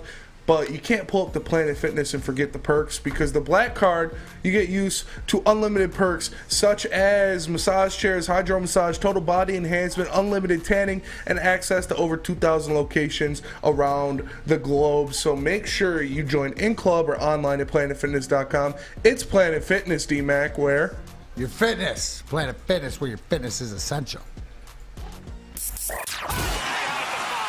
3 NBA championships. Detroit fans were there. 11 Stanley Cups. Detroit fans were there. 4 World Series wins. Detroit fans were there. And that one Lions playoff win in 1991. Yeah, Detroit fans were there. Woodward Sports, where the fans are. At work and at home, we're there with smarter security solutions, featuring complete automation with customized alerts and more. For over 90 years, we've been the company that's been counted on to protect what matters most, all with personalized service and care. Right now, for a limited time, receive a free video device plus free installation with a new home system. Guardian Alarm. We protect Michigan. Since the dawn of moving people, Chevrolet has led the way. The world of transportation is changing. At Feldman Chevrolet, we are leading the charge forward. With every electric vehicle, every mile traveled, one Feldman at a time. The company that puts more Chevys on Michigan roads is now the #1 name for Chevy electric vehicles. Join the Woodward sports family and 100,000 other sports fans for the biggest parties for the Detroit Tigers home opener. We will be broadcasting live from the Grand Slam Festival at 350 Madison from the biggest tent party in the D. Or check in with Woodward Sports at the block party with the Brass Rail, Love and Tequila, and Annex. Baseball season is here, and there's only one city that can handle Woodward Sports. See you in Detroit. Welcome back, Big D Energy. What's up, Ma? Here, Terry Foster, Darren McCarty, Spenmo Rax, Sam Flannel, the legend killer. We were talking about Jalen Carter, the fact that it come out that he's not going to meet with teams outside the top 10. Does that worry you or not? But I wanted to switch gears here, and I saw this in the chat thread, and I haven't seen you before. Thanks for joining, Kaylani, Martins, and Morrison. But the Lions are not in a position of need after they did what they did in free agency. Didn't free agency to that point, since she says don't overthink it, Carter's your pick if he's there, right? But what Brad Holmes has done in free agency to set him up for the draft has given him some sort of luxury. Now, we hear about the Richardsons and the Carters and the Andersons and all these guys. My question is, who's out there? I've heard the Cansey name before, because obviously Wilson, all these different guys. But is there a guy out there that you've been looking at, or maybe crept up the board through interviews, through combine and stuff like this? And a name that I wanted to bring to you guys, because I'm not familiar with it, other than is a linebacker out of Georgia, Nolan Smith, right? Because a lot of and why am I painting the Georgia pipeline is because it all ties in to. It means something that if you were to draft Carter and draft another teammate or something, these conversations Terry's talking about have already been through due diligence. So a guy like a Nolan Smith, who's a linebacker there, but are there any other guys that you've mentioned that you could see? Oh, I did not mention. Or that you have not mentioned? Yes. I like Tyree Wilson, and I'm afraid to say his name because maybe Flannel has some intel on him. We'll trash the guy, but he's huge. He's like 6'6". And yeah, he's an edge rusher, but you know what? I don't think you can have enough of those. Linebackers, to me, I'm piling them up in the second and third round. Right. If I really need them. I don't need to get the best linebacker. I just need to get a guy who's tough, he's got a little speed to him, and doesn't mind sticking his nose. And you can get those guys in the second and third round. So I'm usually not going to get the best linebacker, but I want to make sure that my front line is stout. So my guy, Jalen Carter is too much of a risk. I haven't heard anything bad about Tyree Wilson. No auto racing, no lies, nothing. So up in the first round, but it's something that. So Terry, when you tell me that, as far as like the second, third, fourth, fifth rounders, I get excited because whoever we're picking, that's where Brad Holmes cooks. Mm-hmm. But up top, Sam, anybody else that has crossed your palate? Do you have any legend killing to do on Mr. Wilson for Mr. Foster? Oh, no, I like Tyree Wilson. I wouldn't mind if Jalen Carter's gone, if one of the other dream scenarios for me, like C.J. Stroud or Bryce Young, is gone. Tyree Wilson would be one of the guys that I think would be a good consolation prize, sort of a big defensive end that can play all over the line, which is something that I think he could be a better John Kaminsky. A much better John Kaminsky at his ceiling. But to me, one guy that I fear that the Lions won't be able to get, that is sort of flying up the second round draft boards, if somehow, some way, the Lions don't get a defensive lineman in the first round, or even if they do, I like Mazi Smith. Obviously, he's a hometown guy for me. I watched pretty much every snap of his last season at Michigan. But to me, he's a guy that if you stick him in this defensive line, your run defense is automatically going to get better. He's a behemoth, kind of like Jordan Davis was, but I think he's even more athletic and skilled. He's a guy that's great against the run, is not much of a pass rusher, might not be able to play every single play, but if you put him in the rotation of defensive linemen, I think that the Detroit Lions' run defense, at the very least, will improve exponentially. I would love for the Lions to get Mazi Smith at 48. I don't know if he's going to fall that far. Now, if they get Mazi Smith, are you going to get Lions season tickets? You know what? If I had the means, I might have even considered it already. But Okay. I'll definitely be there for a game or two. But Mazi Smith, that would be a nice bonus. Absolutely, I agree, and I see it in the chat thread. Somebody was saying as you were talking about that is why aren't we talking about Mazi Smith for it? And if he falls, what about you, Spenmo? You're dialed into this stuff. Who'd be a guy out there that, and maybe we're looking now into the second, third, fourth round. We've always mentioned, Neil always talks about Jake Moody in the third, different things like that. You're dialed into this stuff. Who do you like? I know you like that Cansey pick at 18 that PFF did, because that's a guy that you and I both agree on. But is there somebody out there under the radar that you think could be that effective? Yeah, there's a couple guys, and definitely in the second round. I'm looking at picks, and I saw someone put it in the chat. It's a guy I've been high on for a while. It's a linebacker out of Washington State, Deion Henley. I think he's the best coverage linebacker in this draft, and it'd be good to have a young guy who could really cover out in the middle there. That's something I like. And another guy late in the second round, possibly the third round, as another linebacker prospect, is Demarion Overshone out of Texas. This guy's a beast. He's 6'5", 250. Like, he's a big dude. He makes plays, lays the lumber. So I agree with what Terry said. I think they're going to go linebacker heavy there in the second and third rounds. I think that's the position that Brad Holmes is going to double up on this year. And those are the two guys that I like that stand out to me. Obviously, Jack Campbell would be nice, but I think he's going to go a little bit too early to where the Lions can't grab him there in the second round. And in the first round, somebody that's at 18, if he's there, that Lions fans kind of forgot about this position, is Joey Porter Jr. Like, you look at the secondary, they made a lot of additions, but you have Emmanuel Mosley, Chauncey Gardner-Johnson, and Jeff Okudah all on 1 years. Like, this is the last year of Jeff Okudah's contract. They're probably not going to re-up him on that. C.J. Gardner-Johnson signed a 1-year deal. Emmanuel Mosley signed a 1-year deal. So, best case scenario, you bring one of those guys back next year, but it's still a position to where you need a young talent to put in back there, and I wouldn't mind that at all. Well, it makes sense, right? Young talent on the rookie contract. A lot of times here, when we're talking about these draft classes, you got to go to our proverbial draft capital expert, Neil Rule, and the fact is that you get them for on the cheap for a longer period of time. So I think that the Lions will be defense-centric here. But the one question I wanted to ask you, Terry, I haven't had a chance to ask you since he's signed, but Marvin Jones re-signed, right? $3 million against cap up to maybe $5 million if it's performance. What does that mean moving forward? Did you like that decision, and how does it look for the Lions? Here's what it forward? means. It means that instead of signing DJ Chark, the Lions said, you know what, we can get the same production, if not more, for the same amount of money with Marvin Jones and J-Mo. So Chark wanted $8 million. The Lions were not willing to go that far, so they got Marvin Jones, the veteran, for $3 million. And yes, he could make $5 million, but even if he makes the $5 million, and then you have the rookie contract with J-Mo, it's still going to be less than DJ Chark.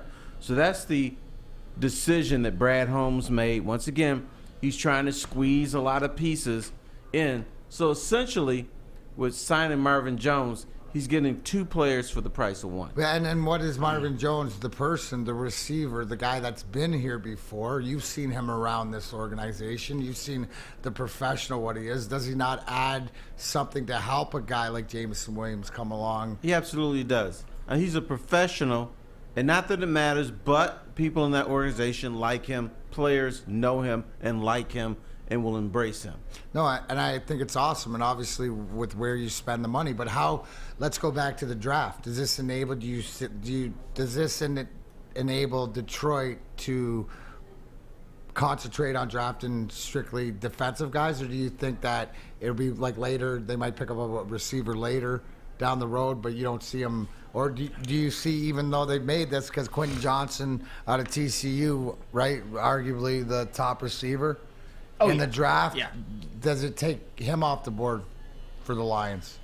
I think it opens up a lot of things.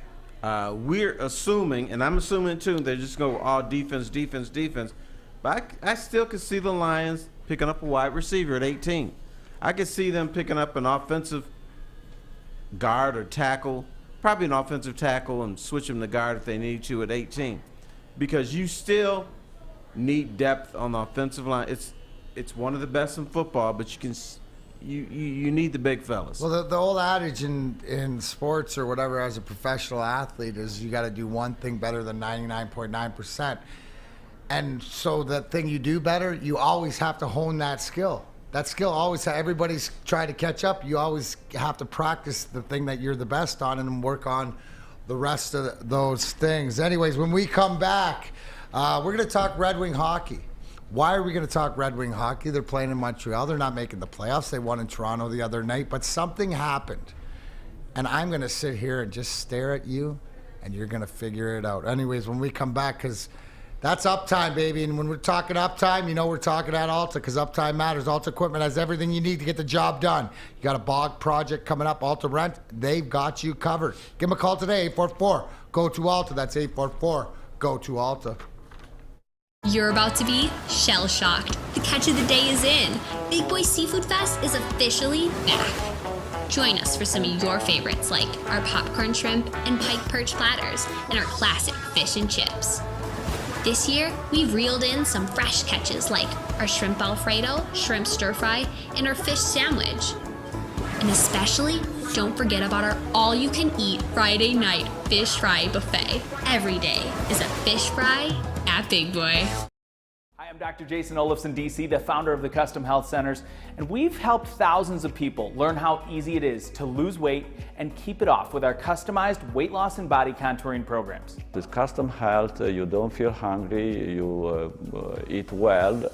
My name is Simeon Timbuk, and I've lost 71 pounds on the program. Call us at 844-789-THIN or visit CustomHealthCenters.com for a free consultation and get started for as little as $5 a day. Can't get enough Woodward Sports content? Head over to woodwardsports.com right now for up-to-date sports articles and great entertainment news. We have the best writers, bloggers, and coverage all at your fingertips. Head to woodwardsports.com right now to experience all Woodward Sports has to offer. The Foaling Warehouse in Hamtramck is the home of the original football bowling pin game called Foaling. Multiple different ways you can play. They've got $12 open unlimited play and private lane reservation for $120. If you get thirsty, they got a $2 mystery beer vending machine and multiple fully loaded bars for you to choose from. So make sure you go check them out in Hamtramck or visit them online at foalingwarehouse.com. Welcome back, Big D Energy here, Woodward Sports Network. As you can see, keep calm and trust the wiser plan is what we are doing. Talking about the Detroit Red Wings, big 5-2 victory over Toronto. But who cares? I mean, yes, we care about beating Toronto. Larkin got the heading. But that's not the story, guys. That is not the story. Hashtag wiser plan 1919, because what is the story? Last year's first rounder, Marco Kasper, in the lineup, made his debut. We will talk about that. But more importantly, to the hashtag WiserPlan 1919, right? Morris Sider, Joe Veleno, Simon Edvidson, Marco Kasper, and I'll even throw in Lucas Raymond in there because he was a first rounder, even though he's the second one in the first round. 5 first rounders in your lineup the other night, guys. Disappointing season, I get it. Fact we're not in the playoffs, I get it, but look at what's coming. Sooner than later. Guys are getting their reps, they're getting in, they're getting a taste. Let's go to Marco Kasper. First NHL game, Spenny, I'm gonna go to you first because you were dialed into it. What did you see out of Marco Kasper as far as, are you confident that this guy's going to be part of the future for the Red Wings? Yeah, I definitely am. He didn't get on the board, but, you know, the kid, he didn't look out of place at all. He looked right at home playing with the big boys. He was on the line with Kasper and Raymond, and he was throwing his body around, playing with some grit. He looked nice. He was hustling on the forecheck and the back check. It was great to see him do that. He almost had a goal. It was really close. Kopp put one right on his tape that he could have tapped into the back of the net, but he just couldn't get his stick on the puck. But it was great to see him out there performing, and like I said, it didn't look like he was out of place at all. He fit right into what they were doing. He got the start, and I mean they popped him off the ice like 20 seconds into the shift, but they switched lines, but I like it, man. It's you see in the Sean Stanley, Kasper's an agitator. He's scrappy. He plays with an edge, and he wasn't intimidated by the physicality and the speed of the professional game. He wasn't intimidated by the big bodies you got flying around in the NHL. And yeah, I know, Toronto isn't known to be a physically imposing team by any means, but they still got some guys out there that can put the body on you. And I was very, very happy with what I saw to Kasper and him going around, playing with the big guys. Didn't look out of place at all, and he's going to get a goal here pretty soon because he had a couple chances there. Like I said, the one from Kopp that Kopp chucked it right to the net. He was right there on the right side of the goalie crease, but couldn't get the puck on his stick. But I liked what I saw out of him. A lot of effort, a lot of high motor stuff, and he was playing physical. So I love that. Didn't look out of place, Terry? I think that's the key words. Didn't look out of place. You have to understand, this guy was overseas.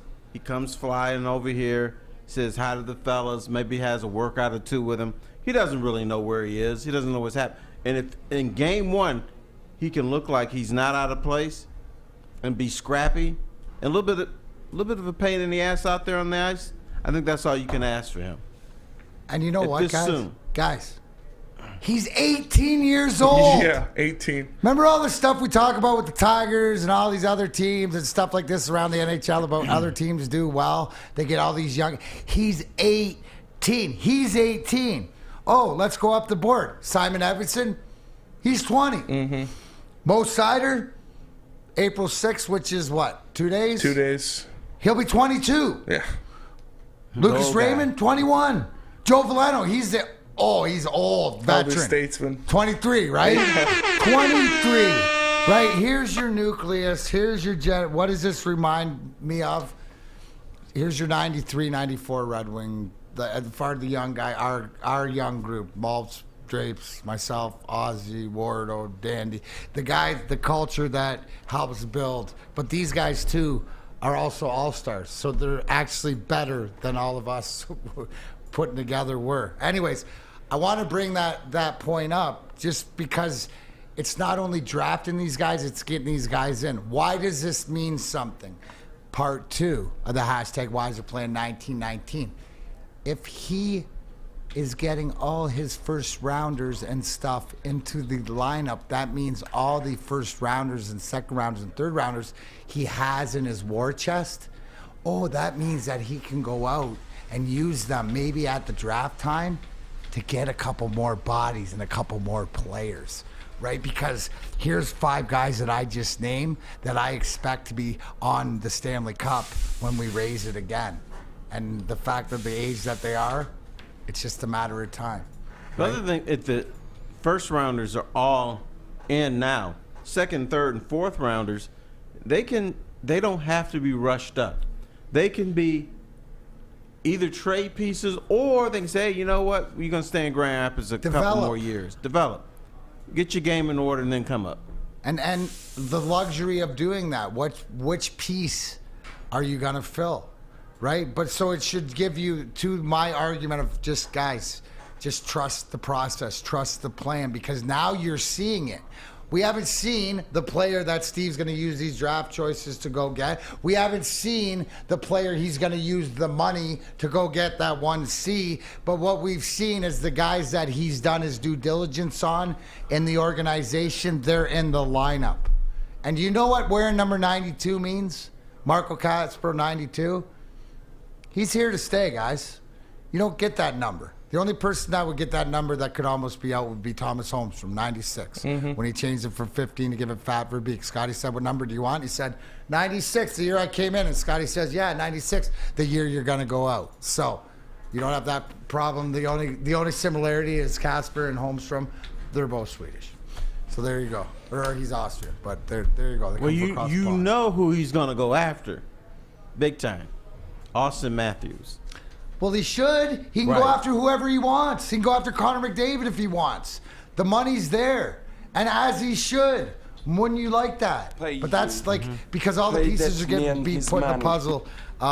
So as we speak, Sam, what do you take as far as you got to see the build coming? You got to see what Yzerman's doing here. Oh, absolutely.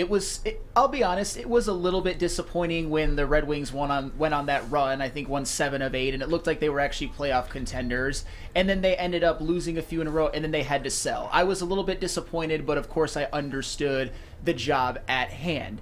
But when you see that Marco Kasper is already up, the year he was drafted, and he looked, like Spenny said, like he belonged. He's an 18-year-old kid playing against men at Toronto, and I thought he played well. Simon Edvinsson, another one. I think he has played very well since he's been brought up and has been a part of 2 games, one of them versus Carolina. I thought he played well. The defense played well, and obviously yesterday at Toronto. And of course, you got to mention Lucas Raymond and Mo Seider, who are continuing to improve. I think Mo Seider a little more exponentially than Lucas Raymond, but that's all right. And one thing we also have to include, which now that he's locked up to a long-term contract, Dylan Larkin is also a part of the team's future. He will most likely, I would say, be entering his prime. He's coming off this season, which is the best season of his career. He has 76 points in 75 games. I could see him getting to 80, coming off of a hat trick. I like the direction of this team, and I like the fact that these guys that Steve Yzerman drafted in the first round are contributing quickly, and in the case of Mo Seider specifically, he was a Calder Trophy winner. This is the nucleus coming up. Like you said, D-Mac, These are the players that are going to be on this team when they compete, hopefully for Stanley Cup champions, and I believe they will. And you don't. Okay, there's going to be a poison pill with Austin Matthews. Do you swallow it or do you spit it out? Putting you on the hot seat right now, bro. Here's what I'm told Toronto's going to do. They know everybody's going to come after Austin Matthews. Toronto's willing to go as high as $15 million a year to keep him. Okay. Do you spit that pill out or do you swallow it if you're the Red Wings? Okay, it's a lot, but here's the whole thing, Terry. But I can have a pick of any one of the guys that I want. And at the end of the day, if Steve Yzerman will pay $15 million for Austin Matthews, then then I'm paying $15 million. You never see the way that it plays out. He's never going to put it to a detriment. So at the end of the day, right? He could say no, and then Toronto's got to pay that $15 million because what has he done? He's gone in and said, "Oh, you can only afford Matthews. We'll take Mitch Marner. Here's 3 first rounders and whatever, and I'm going to pay Mitch Marner whatever else." You're never going to corner Steve Yzerman into a corner. And plus, the other reality that I want you guys to realize, right? Who is the guy on this team that, like, you've what am I trying to say? He's went out and he pretty much grabbed another first rounder to whatever with what we've seen Jake Wallman do, right? Jake Wallman has established himself not only as the most cider, but as an everyday effective NHL player. You just don't go out and get those guys off trees, right? So the guys that he's bringing in, they're either a part of this team and can play a role and be effective, or else they will move on because all these younger guys are getting the opportunity as well. So you're not gonna, like, Steve Yzerman is the way that he's not gonna have to swallow any pill he doesn't want to. You know what I'm saying? Sure, by choice. Would I pay $15 million for Austin Matthews if I looked and said that would? If I looked and the goal to everything's in place and that was the final piece, or that was a piece, then absolutely. If you want to win championships. But again, salary cap will probably go up. Sure. But at the end of the day, I know Stevie, and he might just say, no, you're going to have to eat the $15 million because then you won't have to worry about Toronto because they can't afford the salary cap team. Yeah, that's true. But that's going to be the dilemma. Steve Yzerman and a lot of other teams are going to come after him. So Toronto feels that if they pay him 15, that everybody's going to back down. There's no number out there. It's Steve Yzerman. If he wants to pay whatever number it is, he will get what he wants. He set himself up for that. Anyways, there's a hockey talk tonight. Wings in Montreal. Go watch these young guys get out there and do it again. Anyways, when we come back, we're going to be joined by a special guest, the guy that I go to for all my wrestling news on YouTube, The Angle Show. We're going to talk Endeavor they own UFC, now they own WWE, WrestleMania. What does this mean? When we come back, we're going to be joined by Aldo. But first, I'm going to tell you about SMA. Of course, because SMA, or the Sports Marketing Agency, helps spread awareness about mental health and substance abuse. Their new podcast, This is the S Word, helps fight the stigma about seeking help. So if you or someone you know is struggling, make sure you head to thesportsma.com and get the help you deserve. Saturdays at 1 p.m. Make sure you're watching WoodwardSports.com for our new show, Chompin' Puck. He shoots! He scores! With 4-time Stanley Cup champion Darren McCarty and Michael Gentry, Chompin' Puck is taking the Detroit hockey community and giving them a voice. Pros to Joes. You'll get the best Detroit hockey coverage around. Chompin' Puck. Saturdays 1 p.m. on WoodwardSports.com. Introducing the Planet Fitness Guide to getting that post-workout glow. Step 1. What's your why? More epic energy? Better sleep? Blow off steam? Step 2. Join Planet Fitness for just $10 a month and get moving in our clean and spacious clubs. Step 3. Bask in that post-workout glow. Join Planet Fitness today for just $10 a month. Join today at any of the 50-plus Detroit area locations.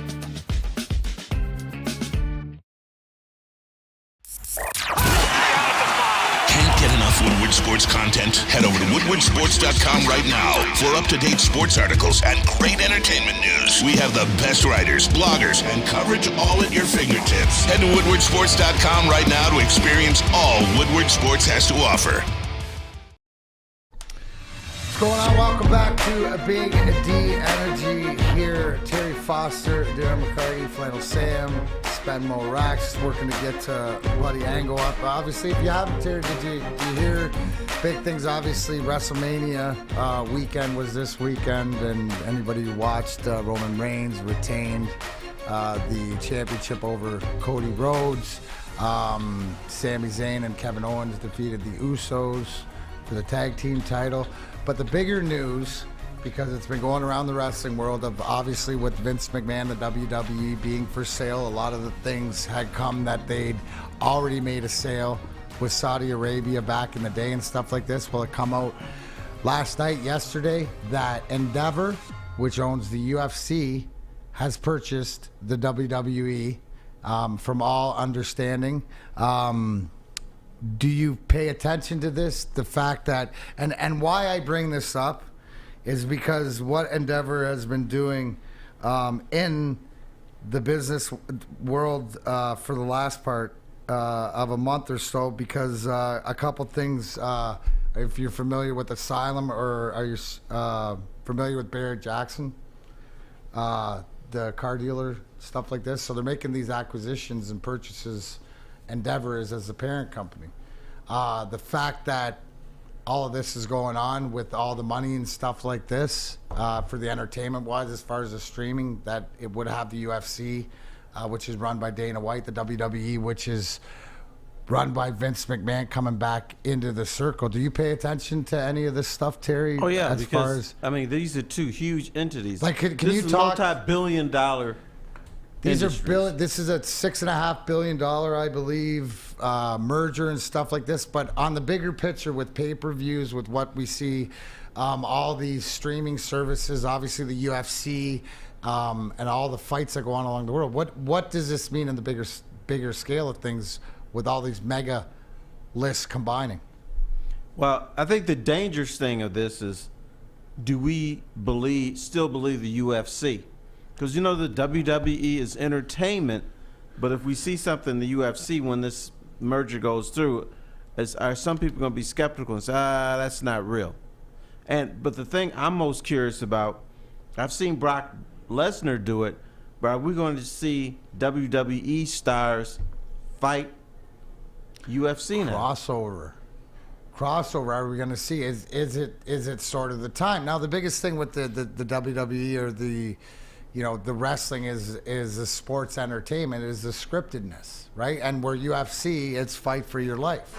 You know, I've said it all along, what I enjoy, and there's so much different wrestling out there, but I like stories, right? I like stories. Now, UFC, they have stories, they have real life stories.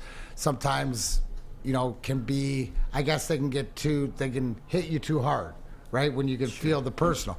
When it's something that is sort of the make-believe part of it, or something that we bring up, like the wrestling. Now, my whole thing was, I always thought that the UFC and the WWE wanted to keep some distance to it. So to your point about selling around the world, with the fact that this merger makes it enormously worldwide, correct? Do you expect to see that? A more of a different crossover to some of these ones that have wanted to compete? I think the great thing the UFC can do, they can borrow the way that the WWE sells itself. UFC, I'm a badass, he's a badass, we're going to try to kick each other's ass. But you can go much deeper than that if you can develop stories. If you can develop, I know where he's from, I know what he's gone through, and so to me, I'm more attached to that fighter. UFC fighters, I respect them, but I'm not attached to anybody. WWE, you become attached to these people, and so if that crossover carries over the UFC, that would be fine. Now, my only fear is that too much WWE goes in the UFC, and we see these guys coming out with boas and robes looking like Ric Flair, and about to fight and everything. I don't know if I want to see that. I want you to come out with your loincloth all pissed off, ready to fight. Well, you know what? I always say, don't tell me what, tell me who, and I'm going to introduce you to one of my who's when it comes to the wrestling world, where I go to every day, and you can too. On YouTube, it's called The Angle Show, or follow my boy at Angle on Twitter. What's up, Anthony? How you doing, brother? Good. Thank you guys for having me. Appreciate it. No, thank you for having us on. Now, let's get right into it. Obviously, big news. Endeavors, who owns UFC, purchased WWE. I guess the 30,000-foot view. What does this mean for all us wrestling fight fans out there? This is probably the biggest thing to ever happen across sports, combat sports, pro wrestling. For so many years, we've heard all of these rumors that WWE could potentially be selling to another company. We've heard rumors that maybe Disney would be involved. We've heard rumors that maybe Comcast would be involved. And then even earlier this year, we heard the rumors of the Saudi Arabia Public Investment Fund also being interested in the WWE. Now, after the biggest WrestleMania of all time, the news drops that UFC and WWE are coming together. And I think whatever happens at this point, it will be very controversial. Well, let's talk about that, right? Because if anybody who watched WrestleMania this weekend and then watched Raw last night, the fact that Vince McMahon and Ari Emanuel sitting doing interviews, which you'll see telling that Vince McMahon is back. Vince McMahon has his hands all over creative. If you watch Raw last night, I would say, yeah, it looked like it, meaning I was disappointed. A lot of us don't like Vince's hands in the creative. We want Triple H's. But as far as what does this mean for the bigger picture? Because I got to believe even with Vince, because it's got a bigger reach worldwide, that can he stay out of the way, or does he know exactly what he's got here? Or do you fear, like maybe I fear and other people fear, is that we're going back to all the controversy and all the BS that we just came out of before, when he was around, before he walked away? Yeah, I mean, this is going to be very controversial for that reason, right? Prior to Vince McMahon coming back to the company, Triple H had a very good span. We saw WWE's, all of their statistics essentially increase to record highs. It's not fair to discredit Vince McMahon and what he built with the WWE, and I think we have to praise him for what he's done throughout the last several years. But with that being said, it does appear that fans are very vocal in the sense that they don't want Triple H to be away from the creative process. And I do have to wonder if maybe this entire idea of a sale was ultimately Vince's goal. With this merger going into the UFC, they are creating a media powerhouse. And now Vince McMahon is going to be the executive chairman, not only for the WWE, but it also appears he will be above Dana White as well. So in reality, this is going to be something that everybody's paying attention to. But I heard you guys talk about television, right? And with WWE and Vince McMahon having his hands over creative, it's going to be very, very telling when they get into those TV negotiation rights, because those conversations that TV networks are looking at, they're going to be looking to see how WWE truly improves. And if Vince McMahon has a situation where WWE goes downhill, I think it could be very telling, and it could be a very big red flag going forward. I'm curious about cross-pollination. Are we going to see WWE wrestlers fight in UFC? And can these dudes fight for real? Or is this not going to happen?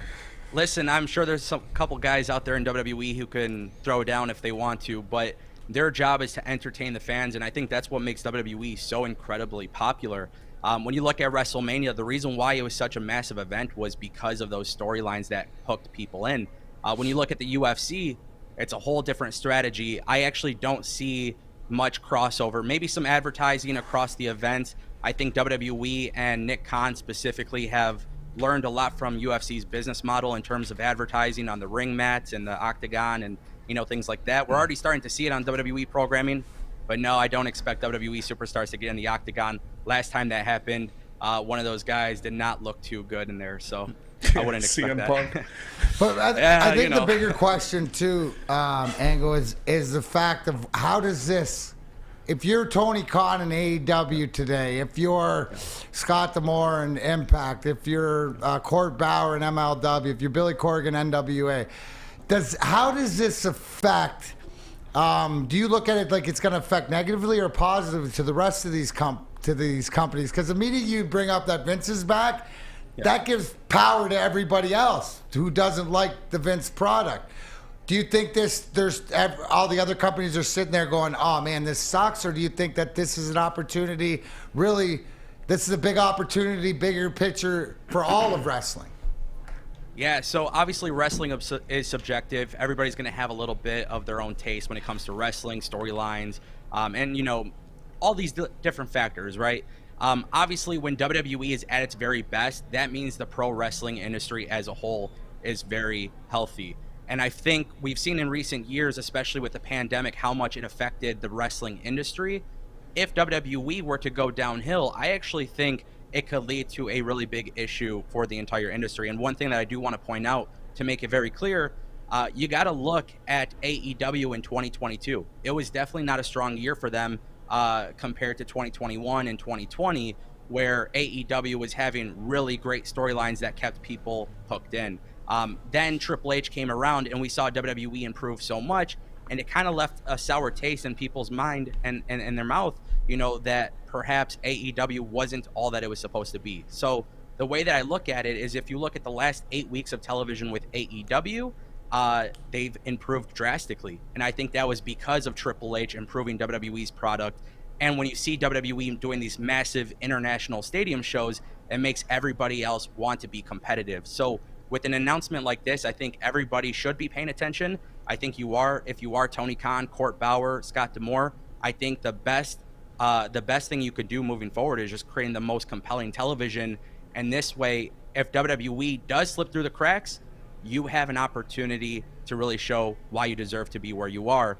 And then one thing I do want to point out too is, I think it is a very scary thing for TV investors and advertisers and all of these people involved in the business if they see that the #1 pro wrestling company goes downhill. So for the health of the entire industry, the indie wrestling scene, AEW, MLW, and all of these other companies, which I think everybody provides something great. But if WWE goes downhill, if this deal with Endeavor ultimately leads to WWE not looking so hot, I think it is going to, you know, definitely scare potential advertisers and investors in the long run. Well, I need a little gossip, young man. How long is Roman Reigns going to keep the championship? And you can this is speculation. When he loses his title, will he immediately go into Hollywood and start doing movies? Hold that thought. Let me do a Lady Jane's read, and we'll come back because we're going to talk WrestleMania, Roman Reigns, because SummerSlam is coming down to Ford Field. We want to talk about it. Huge excitement. But first, let me tell you to come to Lady Jane's for award-winning haircut experience. Register for once and a lifetime opportunity to win a down payment for your dream home up to $200K. Yes, I said it, $200K. Lady Jane's open 7 days a week. Walk in time. It's wicked awesome. You get your hair done like this. Tell them Woodward Sports we sent you. Anyways, Angle. Back to you. Thanks for, again, joining us, The Angle Show on YouTube. Terry Foster, great question. Obviously, Roman Reigns retained. Shenanigans last night. Brock Lesnar turning on Cody Rhodes. We're going to have that.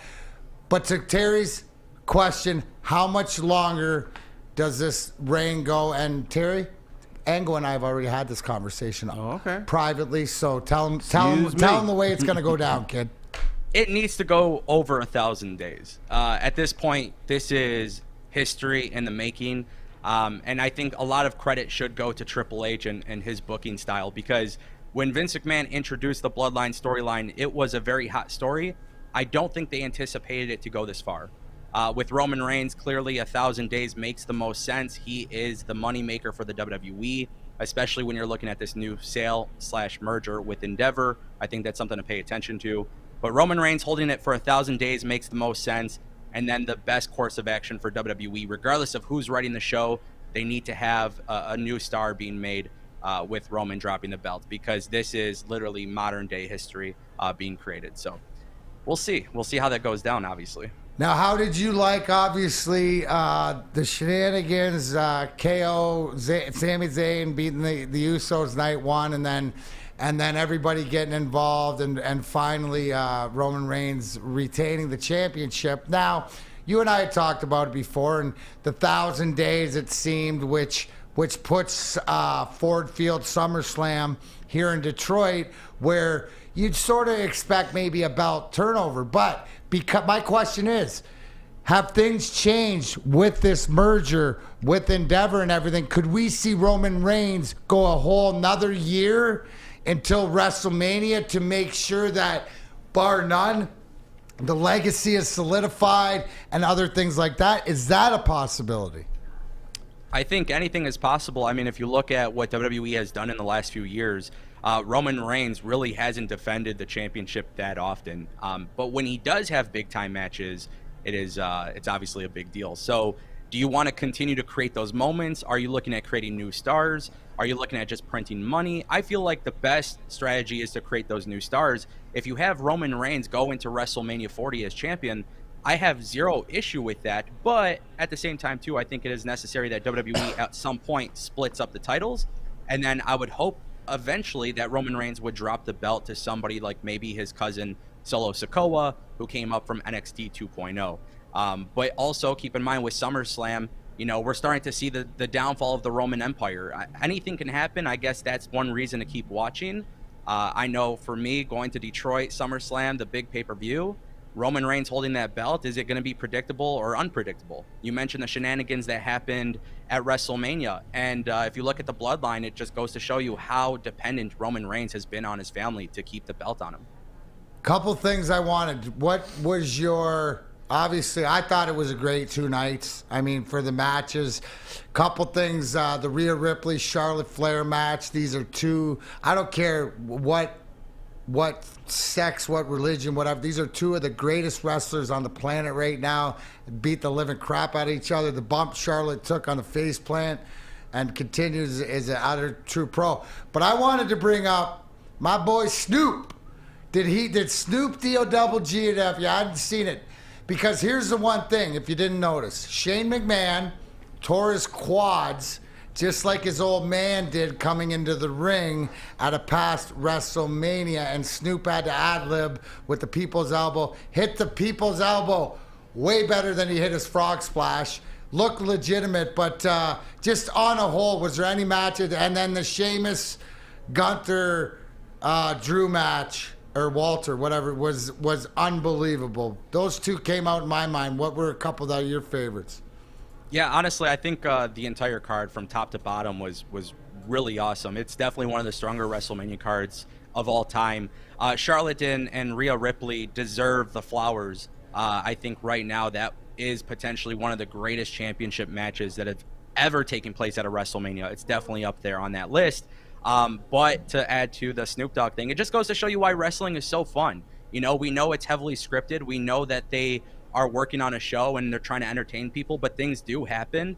WWE had the surprise of Shane McMahon, which it's a good reminder, you know, just a few years ago, there was backstage reports of Shane McMahon having issues with Vince, and it led to his departure from the company.